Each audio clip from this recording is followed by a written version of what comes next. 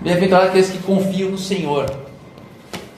Mas confiar é um negócio difícil, porque nós não temos controle sobre a vida, não temos controle do próximo segundo, não temos controle do amanhã. E isso é complicado, porque a gente fala que nós estamos depositados a nossa fé e confiança em Deus, mas a circunstância da vida que a gente não tem controle aflige e coloca a nossa fé em teste. Então, até que ponto o confiar em Deus, estar ansioso e preocupado com o amanhã entra em conflito? Até que ponto a ansiedade é boa? Ou até que ponto a ansiedade passa a ser um pecado? Até que ponto a preocupação é boa? Até que ponto a preocupação é pecado? Porque é um assunto muito complicado. E a gente vai ver hoje que a gente não relaciona esse tema como um tema importante.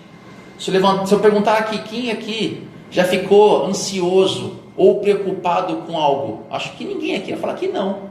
Na verdade, é impossível essa pessoa. Acho que uma criança, se eles estivessem aqui agora e perguntassem para elas também o que elas deixam ansiosas e preocupadas, todas elas, se elas tivessem um pouco de discernimento sobre isso, falariam que sim. Porque é algo que a vida humana cada vez mais tem levado a gente a ficar mais ansioso e mais preocupado. Quem aqui já não perdeu noite de sono porque no dia seguinte teria algo importante, teria um resultado de um exame? E agora o médico já falou que pode ser alguma coisa e esse exame vai dizer se é ou não é, e você perde a noite de sono. E aí você vai no médico e aquele resultado realmente é ruim, e aí gera mais preocupação com o que esse ruim pode gerar de mais ruim lá na frente. Aí você começa a pensar, mas isso e aquilo outro. Ou seja, é um acúmulo de preocupações e ansiedades que nos levam a mudar a nossa forma de enxergar as coisas. Porque a ansiedade e a preocupação, elas ferem diversas coisas na nossa vida. Ela mexe organicamente, ela mexe fisicamente, ela interfere socialmente e ela também interfere espiritualmente, porque nós somos totalmente conectados com isso tudo. Não tem como desconectar a nossa vida real da vida espiritual. Esse pensamento de separar o que é real com o que é espiritual não existe. E aqui Jesus, ele vem trazer algo que eu gosto muito de criticar, essa busca por Deus terapeuticamente. Porque muitas igrejas, para agradar o seu público, para pregar um crescimento numérico, elas associam a sua mensagem com aquilo que pode fazer crescer aquela igreja. Então, estamos passando um tempo onde agora não é mais teologia da prosperidade material, mas sim a teologia da prosperidade emocional. Então você busca Deus para estar bem consigo mesmo, emocionalmente. Então é uma busca terapêutica de Deus. Isso não está certo, mas Deus também nos trata terapeuticamente falando. E essa mensagem de hoje, de Mateus 6, o finalzinho de Mateus 6, fala disso. Há uma busca terapêutica, mas essa forma de Deus nos tratar terapeuticamente falando, ela nos confronta. Porque, olha só, se nós enxergarmos a realidade somente com aquilo que nós somos ensinados diariamente, a gente vai tentar entender esse texto de uma forma errada. Por quê? Hoje vivemos esse tempo da busca incessante por bens materiais, por riqueza, por sucesso, por ter, por ser. E toda essa busca tem um único objetivo, um objetivo principal. Talvez até quem faz isso nem perceba, mas um dos objetivos principais disso é ter segurança. Ninguém quer ter e ser puramente por ter e ser. Lógico, tem a fama, tem o ego, mas lá no fundo do fundo é buscar uma segurança, para que consiga, apesar das incertezas da vida, ter alguma certeza. E essa certeza seria aquilo que eu conquistei, que pode fazer com que eu me sinta bem, possa ter um futuro não tão incerto assim. Então essa busca por ter e ser, muitas vezes é a busca por segurança. Mas forçados por esse tempo, até uns dias atrás, nós éramos escravos dos outros. Éramos escravos do chefe, éramos escravos da vida, mas hoje nós somos escravos de nós mesmos. Nós nos auto-escravizamos nessa busca incessante de ter e ser algo, porque eu não confio mais no amanhã. Mas a gente acabou de ler agora há pouco, bem-aventurados os que confiam no Senhor. Mas até que ponto é isso? Até que ponto nós conseguimos distinguir essa confiança de Deus e essa confiança, não, beleza, eu confio no Senhor, mas eu preciso também fazer algo, porque como é que eu posso confiar em algo, mas eu não tenho nada para me apoiar, nada para me segurar? Isso gera mais ansiedade, mais preocupação.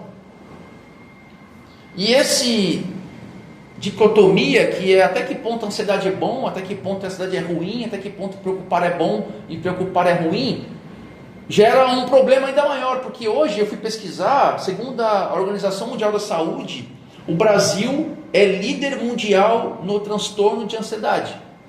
É líder mundial. Nós somos ansiosos. Nós não sabemos o amanhã, isso nos fere, isso nos machuca e gera vários problemas fruto disso. Mas a gente vai tratar hoje especificamente como isso fere a nossa fé em Deus, a nossa espiritualidade. Porque aqui não vai ser coach, não vou dar passos para a ansiedade, 7 passos, 5 etapas, 9 marcas. Não vai ser isso. Então, nesse contexto, a gente vai analisar o aspecto espiritual. Porque muito da ansiedade reflete muito do que a minha fé é. Então, muito do que a ansiedade que nós temos reflete o quão é a minha fé. Isso tem uma correlação muito importante, porque a forma com a qual eu enxergo Deus sobre o domínio sobre tudo, a soberania de Deus sobre tudo, a previdência de Deus sobre tudo, a providência de Deus sobre tudo, vai me dizer o quão eu não sou fiel à profundidade da fé quanto à segurança em Deus, o quanto eu consigo descansar em Deus. Esse é o objetivo principal hoje. O quão eu consigo descansar em Deus. E o que seria esse descanso? Também tem essa pergunta. O que é descansar em Deus? É esperar que Deus faça tudo e você espere? Ou fazer algo cooperando com Deus para que eu consiga descansar nele? O que é? Como é que funciona isso? E a gente às vezes não consegue distinguir. Mas, voltando ao nosso tempo de hoje, a como enxergamos a realidade, olha que paradoxo. Aqui, se você vai analisar a Escritura, quando Jesus fala do rico, de riqueza, de quem possui riqueza, todos nós aqui, uns mais ou outros menos, estaríamos inseridos no critério de ser rico no Novo Testamento. Então todos aqui, se estivéssemos vivendo no tempo de Cristo com as condições que temos hoje, nós entraríamos no aspecto do rico. Então nós, apesar de uns aqui mais, outros menos, todos nós temos o que comer, o que vestir, apesar de uma dificuldade ou outra possa interferir nesse aspecto. Mas olha só o paradoxo, apesar disso, nós estamos tão ansiosos ou até mais ansiosos do que aqueles que não têm nada e não sabem o que comerão à noite. Olha o paradoxo.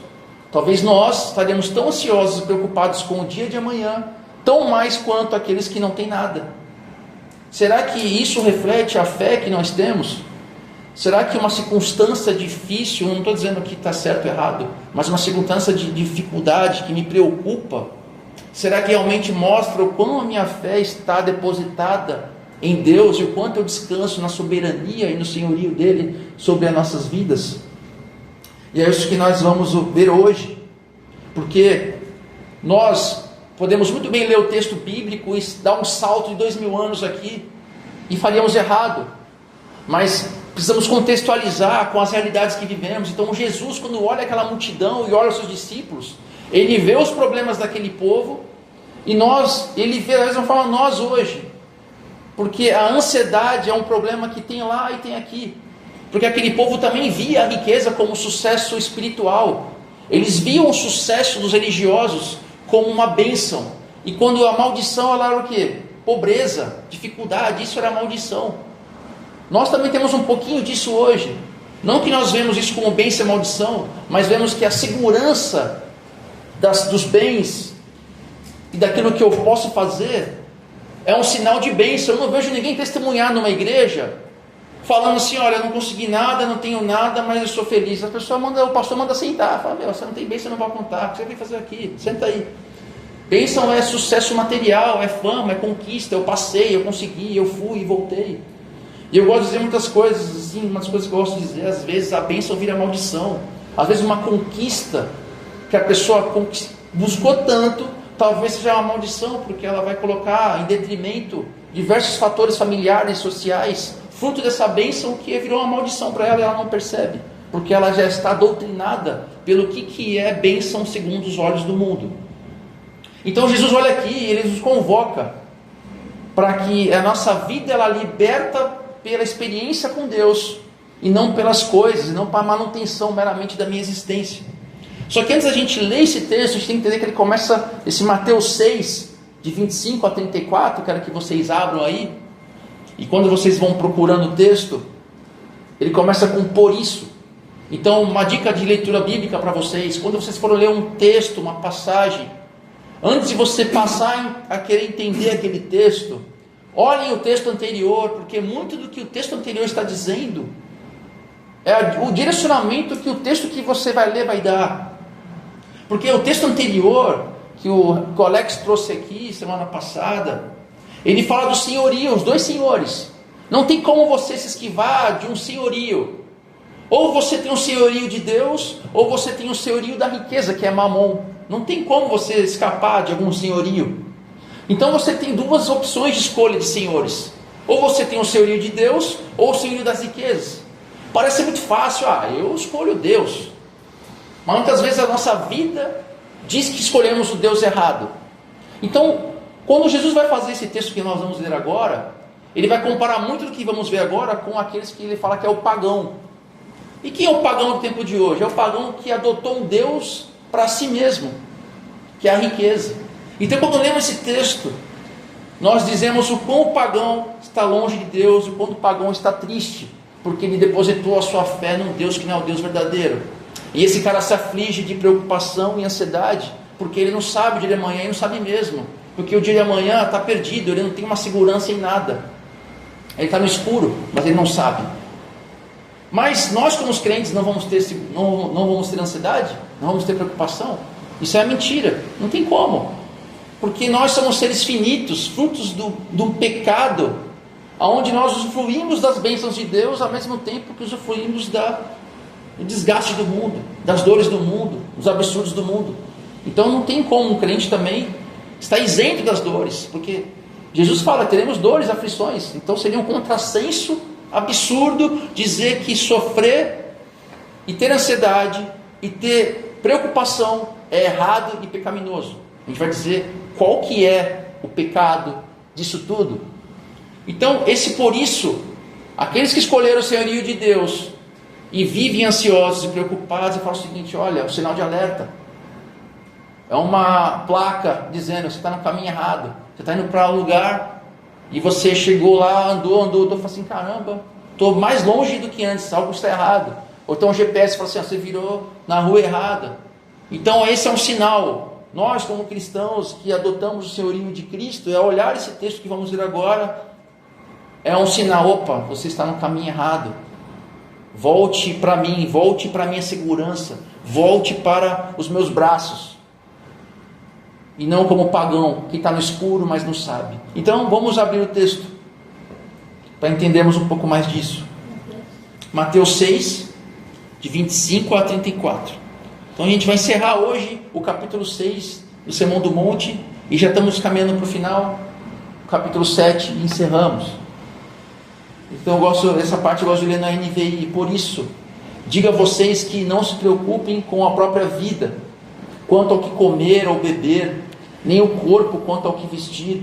A vida não é mais importante do que a comida, e o corpo mais importante do que a roupa. Observe as aves do céu, não semeiam, nem colhem, nem armazenam em celeiros, contudo, o Pai Celestial de vocês os alimenta. Vocês não têm muito mais valor do que elas?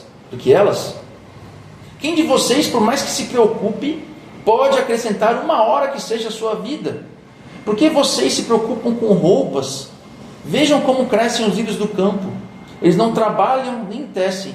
Contudo, digo a vocês que nem Salomão, em todo o seu esplendor, vestiu-se com um deles. Se Deus veste assim a erva do campo, que hoje existe e amanhã lançada no fogo, não vestirá muito mais a vocês, homens de pequena fé?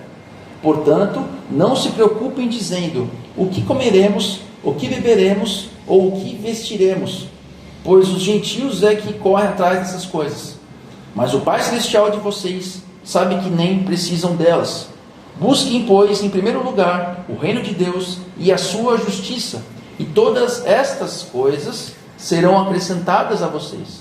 Portanto, não se preocupem com o amanhã, pois o amanhã trará as suas próprias preocupações. Bastam cada dia os seus próprios problemas. Aqui ele começa com: por isso, digo a vocês que não se preocupem com a própria vida. Alguém aqui já viu uma placa de caminhão, um adesivo, uma faixa com esse texto: não se preocupem com a própria vida? Alguém já viu isso aí? Alguém já viu? Parece algo bom. Não se preocupem com a própria vida. Parece assim, dá um senso, porque a gente é doutrinado o tempo todo com um monte de informação diariamente. Ele passa um senso de irresponsabilidade, não é? Não se preocupe com a vida. Irresponsabilidade. Porque a cultura nos ensina a cada dia que nós devemos ser os nossos próprios mestres, aonde o nosso caminho somente nós podemos trilhar. Algo totalmente individual, totalmente egocêntrico.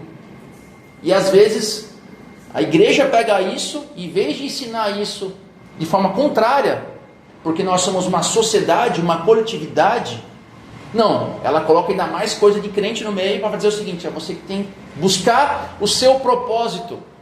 Há um sentido disso. E aí quando você vai ver, não se preocupe com a própria vida, para assim, peraí, cara, não tem sentido. Se eu sou mestre de mim mesmo e eu tenho que alcançar meu propósito, eu tenho que ser cabeça, não ser cauda, como é que pode não se preocupar com a própria vida? Porque passa um ar de responsabilidade, de falta de senso. Por outro lado, como a gente é extremista, quando alguns leem esse texto, não se preocupem com a própria vida, o que alguns tentam fazer? Falam assim: olha, é fé. Eu oro e Deus põe o chão e eu ponho o pé. Eu ponho o pé e Deus põe o chão. Então, associa a vida cristã com uma questão mística, aonde não importa o que aconteça, todas as coisas convergem para quem são de Deus. Olha só a interpretação do texto. Todas as coisas cooperam para aqueles que são de Deus, então não se preocupem com as coisas. Olha só a interpretação dessas pessoas. Então eu oro, eu busco Deus misticamente, aonde todas as coisas vão convergir para o meu bem. Mas e se esse bem não acontecer? O que acontece com a fé dessa pessoa? Como é que a fé desmorona? Quando a minha vontade não está de acordo com os fatos que eu estou vendo. E aí a minha fé desmorona. Aí você fala assim: eu estou em pecado, ou algo está errado, alguma coisa que eu estou fazendo. Você põe a culpa em si, põe a culpa em Deus. Deus, por quê? Por que fez isso comigo? Eu sou culpado. Por que Deus não me ama? Por quê? E você, a sua fé vai desmoronando. E aqui a gente tem que entender o texto na sua raiz. E aqui a palavra ansiedade, e alguns textos falam preocupação, outros falam ansiedade, ela traz um sentido de estrangulamento. Ou melhor, de puxar em direções opostas. Olha só que interessante. A palavra ansiedade, ela tem um senso de puxar em duas direções opostas. Duas direções opostas. Então isso aqui revela o estado da mente humana dividida e distraída. Então quando você está ansioso, está preocupado, a sua mente está desfocada da onde deveria estar, que é em Deus, que é o seu Senhor, e você passa a estar distraído e dividido em sentimentos e pensamentos. E isso vai corrompendo não só o seu organismo, como a gente falou agora há pouco, a sua questão física, a sua questão social, mas também a sua alma. A sua alma vai ser corrompida porque você está distraído da onde deveria estar. Que a gente vai chegar aqui, o porquê dessa distração. Então, nesse texto ele fala o seguinte: não se preocupem porque a vida não é mais importante que a comida, o corpo não é mais importante que a roupa. Ou seja, olha o argumento de Jesus. Ele argumenta do maior para o menor. Ele nos mostra que se Deus dá o maior, se Deus que cria a nossa vida e nos sustenta, Ele já não é capaz de dar a vida, te dar o corpo, Ele também não pode dar as coisas menores. Ele não pode te dar o sustento do menor. Só que aí A gente tem que esclarecer essa dúvida fundamental que pode surgir disso. Porque se eu parar aqui, eu vou cair naquilo que eu acabei de falar para vocês. Então não se preocupem, se Deus dá o mais, o menos está tranquilo. É só crer. Eu fui lá, fui batizado em nome de Jesus, agora tudo é sucesso e tudo é bênção. Então estaria Jesus nos ensinando que não devemos guardar dinheiro? Não devemos trabalhar? Não devemos cuidar do futuro, prever o futuro para os filhos, para quem tem filho? Será que é isso? Será que é isso, Claudião? Se fosse crente lá na década de 1940, você era um jovem? Não tudo isso, né? Claro. Fala assim, não, agora eu me converti e olha, não preciso fazer mais nada. Só dar o sustento, não me preocupe com amanhã, porque Deus vai prover, não é? Deus provê, de forma alguma. Senão, qual o sentido de quem está aqui, que está lutando para trabalhar, que acorda cedo, pega ônibus, tem que subir serra, desce serra, pega o Alex aí que tem que passar tempos fora, viagem fora, fica fora semana, 2. Qual que seria o senso disso? Se você analisar dessa forma o texto, você fala assim, então minha fé está errada, ou a minha forma de enxergar a realidade está errada. A resposta é que não. A Bíblia em Gênesis 3,19 diz que ninguém está isento do trabalho. Eu até um dia desse eu acreditava que trabalho era fruto do pecado. Estou brincando. Mas olha só o mandato que Deus nos dá lá no Gênesis. O homem e a mulher devem ser soberanos sobre tudo.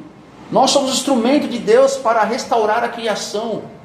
Não é somente algo espiritual, mas nós também temos essa tarefa de sustentar a realidade, também nos é dada como instrumento. A gente vai chegar aqui mais longe sobre isso. Então, Jesus não está condenando aqui aquele que é responsável, aquele que previne, aquele que planeja. E o que ele reprova aqui é o seguinte: é o pensamento ansioso que paralisa e distrai a mente da confiança em Deus. Esse é o ponto. Você está distraído da confiança em Deus, esse é o ponto. Falei, olha, você pode planejar, você pode prevenir, você pode ter as suas finanças, mas se essa preocupação, porque quem tem, às vezes aquele que tem, está preocupado muito mais com aquele que não tem e quer ter. Quanto mais tem, mais preocupação tem para não perder o que tem. Então é uma loucura. Todo mundo preocupado. Quem não tem quer ter, está preocupado em ter. Quem tem está preocupado para não perder. Porque olha só, o Trump vai bombardear Irã, e aí vai cair o dólar e as finanças e tal. Eu estava com um grupo de amigos cristãos de anos, e os assuntos sempre é finanças, cara. Sempre é dinheiro que eu comprei, que eu conquistei e tal. Era um papo bem não crente. Papo bem não crente. Jesus estava nem assunto, o assunto era finanças. Será que é isso que nós somos chamados? Parece que a mente está distraída da confiança em Deus. Aí ele prossegue. Jesus, na segunda parte, ele fala: observem as aves do céu. E ele dá alguns exemplos dessa observância. Ele fala: não semeiam, não colhem, não armazenam, mas o Pai Celestial também as alimenta, assim como eles. Só que é o seguinte, olha só, a Bíblia prova essa previdência, essa providência. E quando ele fala para observar as aves, observem as aves. Tenho mais exemplos para dar sobre as aves. Elas constroem ninhos, elas alimentam os filhotes, elas migram no inverno. Se elas não tivessem nem aí com amanhã, não existiam aves, porque elas teriam perdidas. Não, Deus provê. Mas olha só, Deus é tão bom na criação, que Ele proveu uma previdência instintiva nos animais, quanto mais em nós, que somos muito mais importantes que eles. E aí eu vou trazer uma história para vocês muito, muito interessante, que nós também temos a mesma visão por vezes. O missionário Hudson Taylor, em sua primeira viagem missionária para a China, em 1853, de navio, logicamente, ele enfrentou uma tempestade violenta. E olha só o conflito dele. Ele achou que usar um salva-vidas seria desonrar a Deus. Pensa vocês, está num navio quebrando tudo, as ondas gigantescas. Aí ele pensou: não, Deus vai prover, porque eu sou um missionário, eu tenho que chegar na China e pregar o evangelho. Deus tem um chamado para mim. Mas ele falou assim: se eu botasse um salva-vidas, eu estaria dizendo: olha Deus, se não der certo, vai que não dá certo, eu estou garantido. Então ele entrou em conflito, dizendo o seguinte: olha, se eu usar um meio, eu estou pondo em xeque a minha fé em Deus? Olha só, pensam vocês em exemplos da sua própria vida. Às vezes assim: olha Deus, vou confiar em Ti aqui, mas vou fazer isso também. e você entra em um conflito. Será que isso é fé? Será que não é? Será que eu estou depositando a fé em mim mesmo ou nos meios? Mas olha só o que ele disse aqui. Ele, depois que ele chegou na China, ele refletiu sobre isso, ele pensou, ele falou a seguinte frase: o uso de meios não diminui a nossa fé em Deus, e a nossa fé em Deus não impede que usemos quaisquer meios que Ele tenha fornecido para a realização dos seus propósitos. Isso não é um conflito. Então você fazer seguro, você poupar dinheiro, não é errado. O que é errado é viver constantemente pensando e obcecado nestes meios, porque não são os meios que salvam, é Deus que provê. Eu perdi um grande investimento financeiro, né? A Paula também. Mas eu perdi tudo, caiu tudo. E na minha cabeça estava o seguinte: olha, perdi, beleza. Não fiquei obcecado nisso. E também não quero transparecer aqui santidade por isso, não, porque em outras áreas também eu sou muito pior que isso. Mas estou citando só esse exemplo. Mas às vezes a gente está tão obcecado nesses meios, né? Olha, eu vou fazer isso, eu vou fazer aquilo outro, eu vou comprar imóveis. Jesus fala isso.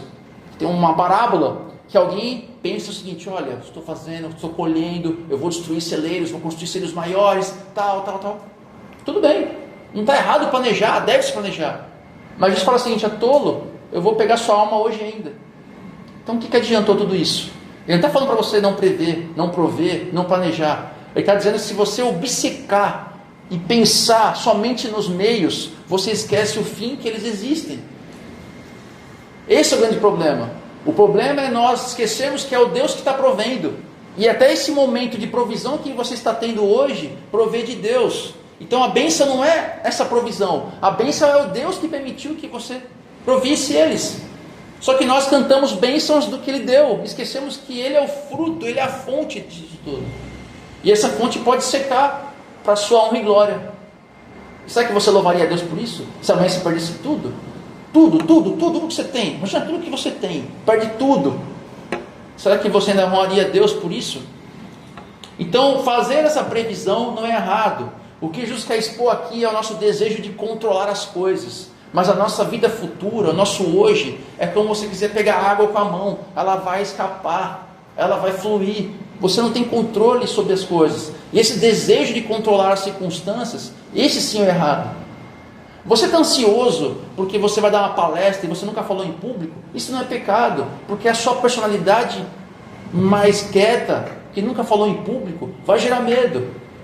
Talvez algum de vocês aqui fale assim: olha, vem aqui falar agora, vem continuar aqui que eu vou ter que ir embora. Talvez se eu chamasse alguma pessoa aqui, estaria em choque porque nunca falou em público. E essa ansiedade, esse medo, essa preocupação não é pecaminosa. Você é uma pessoa que foi criada com uma personalidade e que isso gerou ansiedade. Isso não é pecado. Isso é fruto da sua personalidade. As suas experiências nunca levaram a isso. Isso não é errado. Errado é você querer controlar tudo e ser obcecado pelo controle. Isso sim é pecado, porque você coloca Deus como a sua marionete. Ela serve às suas vontades. E isso é errado.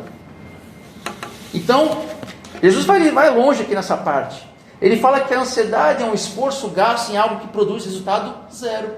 Você para pensar, a ansiedade te dá o que de benefício? Zero. Se você vai dar uma palestra, vai apresentar um trabalho de mestrado ou de graduação, que você tem que falar em público, nunca falou, e você fica ansioso: meu Deus, se eu errar, se acontecer isso aqui. Aí eu procuro pensar assim de forma: esse meu pensamento vai me ajudar em quê? Só prejudica. Então eu vou lá e fazer o que eu me preparei para isso. Mas cada um tem uma personalidade, a gente não pode cobrar isso das pessoas. Mas essa ansiedade, ela não tem capacidade de gerar nenhum benefício. E Jesus fala o seguinte: cara, vocês conseguem ganhar algum tempo com isso? Não. Você não vai ganhar 1 minuto de vida ansioso. Você consegue ganhar 1 minuto de vida? 1 segundo? Não. Na verdade, você até pode perder mais minutos de vida, porque a medicina diz o seguinte: que você viver ansioso pode encurtar a sua vida, porque gera vários problemas internos. É adrenalina toda hora no organismo, várias questões hormonais modificando, problemas de fígado, problema de estômago, dor de cabeça. Então vários problemas são gerados por isso. Então, o que revela essa preocupação de controle? Essa tensão o tempo todo no amanhã, no agora, nos resultados. Eu tenho resultado agora, fico preocupado com os outros resultados, consequências deles. Ela revela que é uma pretensão arrogante de quem tenta ocupar o lugar de Deus. Essa preocupação de controle é uma arrogância que faz com que eu queira estar no lugar dele, porque eu sei o que é melhor para mim. Se as coisas não estão dando bem, é porque se eu estivesse no lugar dele, eu faria melhor que ele. Ah, Deus, se está acontecendo isso, o Senhor está sendo incompetente, eu poderia estar fazendo mais. Por isso eu coloquei o nosso título como pré-ocupa.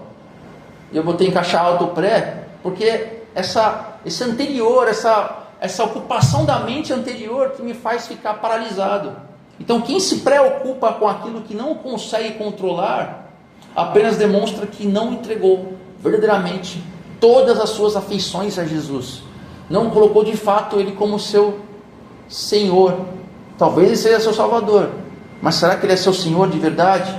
Ele continua aqui. Se Deus veste assim a erva do campo, que hoje existe, amanhã lançada no fogo, não vestirá muito mais vocês, homens de pequena fé. Então aqui é mais uma questão que muita gente gosta de pegar essa parte, homens de pequena fé, e tenta levar isso como uma questão mística.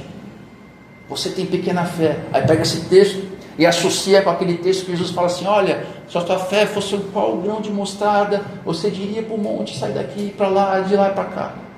E você associa esses dois textos e você começa a interpretar o seguinte: olha, a fé é uma questão mística, é uma questão de poder, aonde se eu creio, pela fé eu movo montanhas. Mas aqui não tem nada a ver com isso. Leia o contexto. Aqui Jesus está falando o seguinte: olha, essa preocupação sua não é por conta dos recursos, da falta de recursos, que você está se preocupando com a comida porque você não tem comida, você está preocupando com a roupa porque você não tem roupa. Não é isso. A sua preocupação aqui central é a falta de fé. Então você não está preocupado não porque você não tem condições, mas sim porque você não tem fé. Por isso que você é um homem de pequena fé. A ansiedade, ela prova que não conhecemos Deus de verdade, somente na teoria. Porque se confiássemos mesmo em Deus, nós queríamos na sua providência diária, do cotidiano. Então, por isso que eu falei no início, tem muitos pecados aqui que a gente não levantava a mão. Alguém aqui sonega imposto de renda? Eu. Quem aqui faz isso? Eu. Ninguém faria isso, por mais que possa fazer. Mas alguém que fala, quem aqui vive ansioso e preocupado com as coisas? E dá risada. Sou preocupado. Como eu disse aqui, cuidado com generalizar a toda ansiedade e toda preocupação. E não esqueçam, se for o Renan fazer um corte só disso, eu estaria errado. Cuidado com os cortes. O pecado de estimação, você achar que ser assim está certo. Você tem que reconhecer que ser assim está ferindo o coração de Deus, porque Deus está pensando assim: caramba, então eu não sou o seu Senhor. Se você vive preocupado com o futuro, com o controle, com o que vai ser, com o que vai deixar de ser, o tempo todo, a sua mente está distraída do senhorio de Cristo.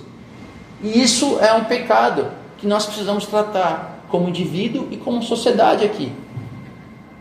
E aí eu prossigo. Ele vai para o portanto, não se preocupem com o que comeremos, o que beberemos ou o que vestiremos, pois é o gentio que corre atrás dessas coisas. E aqui Jesus sempre faz o contraponto no Sermão do Monte entre o religioso, a falsa religião, do gentio. Quem é o gentio? Aquele que vive por si mesmo. Pode ser até crente. O cristão ateu prático, aquele que fala que é crente, mas vive como uma pessoa que não é. E aqui ele fere diretamente para o ponto do materialismo. Então aquele que vive obcecado com o pão, obcecado com o dia de amanhã, é alguém que simplesmente não crê na ação de Deus. Esse cara, essa pessoa, essa mulher, é um cristão prático. Ele tem a boa doutrina, boa teologia, sabe citar tudo da Bíblia, mas a sua vida diária não traduz a fé que ele tem. Porque a sua preocupação está associada àquilo que ele tem, àquilo que ele é, àquilo que ele possui. Se algo derrubar isso, se tiver um tapete puxado, a fé desmorona, como eu disse agora há pouco. Porque essa pessoa que se diz crer é um pagão para Deus, porque ele coloca a sua segurança totalmente nas riquezas, nos bens. E a gente volta para o texto da semana passada, que é a riqueza, é o mamon. Mas nós somos treinados e discipulados diariamente com essa visão. Esse é o grande problema, porque a gente acaba entendendo que isso é certo. Porque somos discipulados o tempo todo para dizer que nossa vida é meramente matéria e consumo. Então nós vivemos como se fôssemos um carro que precisamos de combustível para conseguir seguir em frente. Então a vida é meramente uma futilidade, onde eu preciso ter coisas, consumo de coisas, e isso me corrói porque eu me preocupo com aquilo que eu acho que eu preciso, mas se você pensar bem, você não precisa. Você tem desejos e vontades que colocaram em você que você nem sabia que tem. Porque você precisa viver no consumo, precisa ter aquelas coisas, precisa analisar, você não precisa delas, mas você quer ter porque outros têm. E aí você fica ansioso e preocupado por isso e fala assim, pô Deus, isso não me dá nada. Queria tanto o iPhone, sei lá quanto, nem sei qual que é o número. É só isso que eu queria, Deus, mas eu não tenho. Meu Deus do céu. Eu estou exagerando aqui, mas pode ser também a saúde. Fala assim, pô Deus, eu não tenho saúde. Um monte de gente aí pecador, tudo errado, tudo torto, toda a vida errada, e é saudável, e eu não tenho saúde, a vida toda ruim, eu fico gripado, fico zoado, não está dando de sangue, parece um velho de 100 anos. Então esse é o problema, você depositar nos outros uma expectativa que você não está vendo, e você culpa a si ou culpa a Deus. Martin Lloyd Jones ele fala aqui algo interessante, essa pequena fé equivale a sermos dominados e controlados pelas circunstâncias externas. Então o que diminui minha fé não é eu, e sim aquilo que me atinge, aquilo que me cerca. Isso diminui minha fé. Faz você ser um homem e uma mulher de pequena fé, porque as circunstâncias ao seu redor fazem com que a sua fé vai minando tanto que ela fica pequena e você não crê na providência de Deus. Então somos esses crentes mundanos. Então quando o assunto é Bíblia e teologia, a gente dá de 100 a 0. Ontem conversei com meus amigos, todo mundo teologia, e eu sou nada perto deles. Mas quando a gente vai ver na vida cotidiana, não que eu seja melhor que eles, talvez seja até pior. Deposito muito mais a minha vida naquilo que eu quero controlar, nos meus bens, na minha remuneração, nos meus cargos, do que em Deus. No meu status, do que em Deus. Isso é filosofia do mundo. Estou precisando me converter, estou precisando voltar a Deus. Nós somos chamados para sermos diferentes. E aí eu vou citar aquilo que eu sempre prego. Se a pessoa aí fora me vê fazendo as mesmas coisas que ela, tendo os mesmos sonhos que ela, buscando as mesmas coisas que ela não vai ter interesse em buscar Jesus porque você é igual a ela. Então peraí, então eu já tenho Jesus. Para que eu vou lá dizer que eu preciso dele? Se você vive que nem eu, você tem os mesmos anseios que eu, você fica triste que nem eu quando acontecem os mesmos problemas com você, então não me interessa, você não é diferente. Pouco importa se você usa terno, se você usa a Bíblia, letras grandes, embaixo do braço, se você dita aleluia, se você canta louvor, se você canta na igreja, no coral, se você toca um instrumento, se você está que nem eu pregando aqui, se você faz as mesmas filosofias que eles, nada serviu.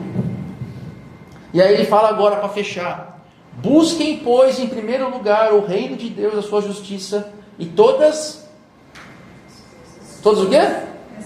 Estas coisas. A gente sempre gosta de falar todas as outras coisas, né?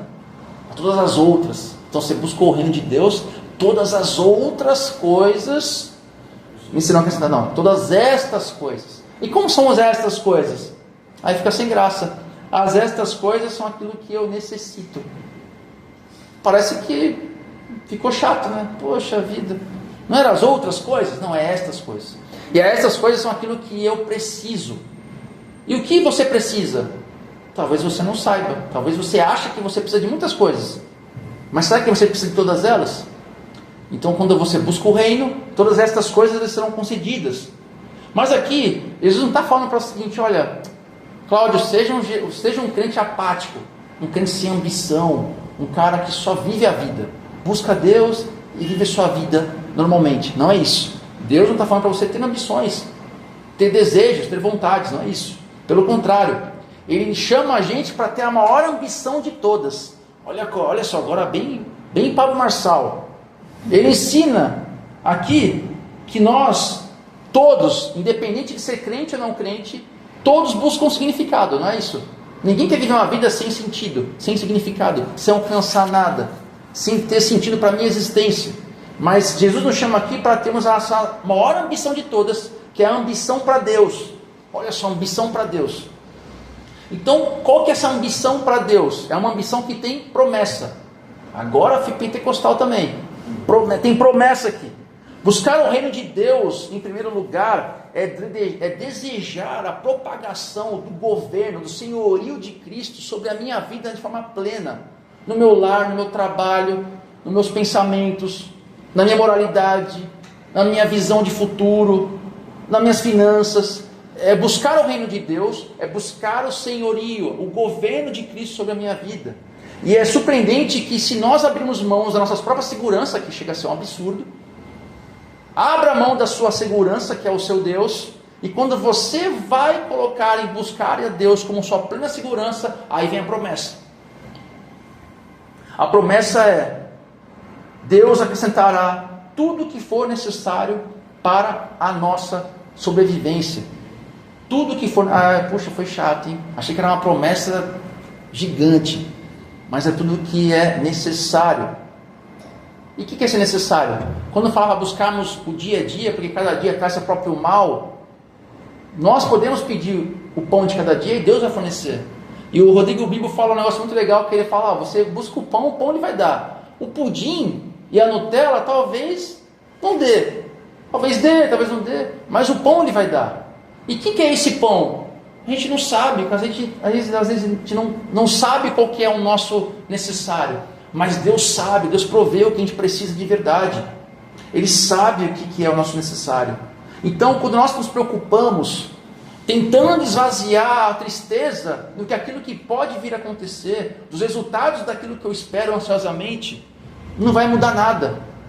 Não vai acrescentar nada. Na verdade, ela só esvazia o seu hoje. Quando você se preocupa demais e está ansioso demais, o seu hoje é esvaziado. Você fica distraído e se esquece que Deus está com você agora, provendo quem você é. Esse é o mal do nosso tempo, porque quando ficamos assim, nós esquecemos que Deus está aqui presente, que nós estamos tão focados no amanhã, no depois e no que pode vir, que a gente esquece que hoje Deus está aqui te ouvindo, está com você, está presente. Não devemos ficar ansiosos com amanhã, porque não temos o poder de providenciar o amanhã. Temos que colocar Deus como nossa prioridade. E qual que é? Porque nós temos que ver isso. Qual é a realidade que nós, como igreja, como indivíduos, temos nessa realidade? Primeiro, a oração é o nosso antídoto diário de providência, de suporte em Deus. A ansiedade surge quando paramos de pensar. Quando você para de pensar e deixa o medo dominar você, você se colocou num ponto onde Deus ficou em segundo plano. Por isso que a fé não é mística. A fé, primeiro ela precisa passar pela sua mente, para fazer você pensar como um cristão. Faça você ser transformado sua mente, a metanoia, a transformação de mente. Pense como um cristão pense. Não deixe a ansiedade bater. E quando bater, leia lá Filipenses 4, de 6 a 9. Não andem ansiosos por coisa alguma, mas em tudo, por meio da oração e da súplica, com ação de graças, apresentem os seus pedidos a Deus. Então a paz de Deus, essa paz de Deus é superior a tudo, que excede todo entendimento, guardará o coração e os pensamentos de vocês em Cristo Jesus. Finalmente, irmãos, pensem em tudo que for verdadeiro, tudo que for digno de respeito, tudo que for justo, tudo que for puro, tudo que for amável, tudo que for de boa fama, em tudo que houver alguma virtude ou algo de louvor. Põe em prática tudo que vocês aprenderam, receberam, ouviram e viram em mim, e o Deus da paz estará com vocês. O Deus da paz estará com a gente. Segundo ponto, nós temos um cuidado coletivo, tem uma justiça social aqui. Temos o grande risco de ler os textos bíblicos achando que é para mim. Esse texto é para mim, esse texto é para mim, esse texto é para nós. É para a gente. Jesus falou isso no monte, para a multidão e para os seus discípulos. Buscar a justiça do reino significa que não estamos sozinhos. Existe um reino que nós somos súditos dele. Se Deus promete alimentar e vestir os seus filhos, nós somos os instrumentos desse alimento, dessa vestimenta de quem precisa. Nós temos a responsabilidade como crente, fazer as pessoas que não têm que comer comam e quem não tem que vestir se vistam. Isso começa aqui dentro e vai indo para a família, para lá fora. Isso sim é buscar o reino. Não é buscar o reino e esperar sentado Deus suprir as minhas necessidades, não. Quem sabe você é um instrumento do reino para suprir a necessidade de quem está clamando por justiça e por suporte. Você está na mão de Deus e você vai lá, estende a mão, faz alguma coisa, ajuda, ora, paga uma conta, sei lá, e a pessoa fala assim, pô Deus, obrigado, porque essa pessoa fala a mão de Deus na minha vida. É o buscar o reino. Então, quando nós vivemos com uma comunidade de fé genuína, e isso acontece, isso chama a atenção das pessoas. Porque as pessoas vão falar assim, caramba, ali existe algo diferente que eu não vejo na sociedade. A sociedade quer um corromper o outro, um quer derrubar o outro. Mas aqui não, aqui tem que ser diferente. Então estas coisas são acrescentadas por quem? Por nós. E isso é tão bom, que isso combate dois pecados terríveis. O primeiro é o meu egoísmo. E quando eu estendo a mão para uma pessoa, eu deixo de ter para ceder. Então, meu egoísmo é diminuído. E da mesma forma eu distribuo às pessoas aquilo que o mundo quer separar, aonde o mundo quer distanciar daqueles que têm mais do que têm menos. E o terceiro é, descanse na identidade de filho. Descanse na identidade de filho. Você é filho de Deus. Tire os olhos da circunstância. Tire os olhos das circunstâncias. Não é fácil. Não é fácil mesmo. Não deve ser fácil quem sofre, quem tem um monte de problema, sabe? Eu seria muito terrível aqui de falar, não, tire os olhos das circunstâncias, sendo que as minhas circunstâncias talvez sejam muito menos do que de vocês, mas muito menos mesmo. Mas tente tirar os olhos das circunstâncias e olhe para Deus. O mundo tem ansiedade, porque o mundo é órfão, o pagão é órfão, você tem pai. Você não é órfão, você tem pai. E ele sabe o que você precisa, mesmo que você nunca tenha falado uma palavra para ele. Ele sabe muito antes. Porque a oração não é para ele se informar de você, não. A oração não é uma informação.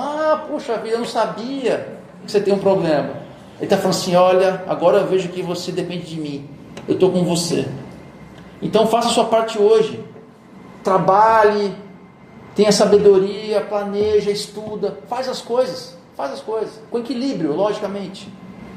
Mas sirva o reino, invista no reino, ame o próximo, faça isso também. A vida não é um desespero de curto prazo, a vida não é uma corrida de 100 metros rasos, tem cidade. A vida, apesar de ser efêmera, ela é uma maratona, e disso eu sei um pouco. É uma maratona com o começo maravilhoso da prova e um meio terrível que você fala, para que eu me inscrevi nisso? Então a maratona e a vida é uma corrida de resistência. Vai ter hora que você vai desistir, tem hora que você fala assim, parece porque vai doer, mas você vai ver que tem um resultado para isso tudo, porque você sabe que lá na frente é Deus sempre. Você pode plantar e deve plantar, você deve regar, deve regar, você deve preparar a terra, deve preparar a terra, mas quem faz crescer a planta, quem faz com que ela vire árvore, é Deus, não é você. Faça a sua parte com equilíbrio, mas creia que Deus é soberano sobre tudo. Amém? Vamos orar então.